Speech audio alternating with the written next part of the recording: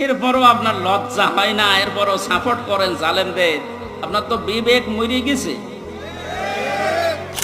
আমির হোসেন আমন, আমি একটা লোকের ভিডিও দেখলাম, এর চরিত্র এত নিচে নেমেছে আমি এতদিন জানতাম না। সে নাউজুবিল্লাহ মিন যালিক।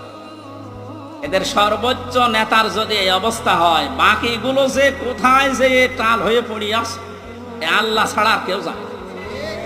কয়েকজনের একটু ফাঁস হয় বলে আমরা জানি, ওদের প্রত্যেকের চরিত্র এরকম।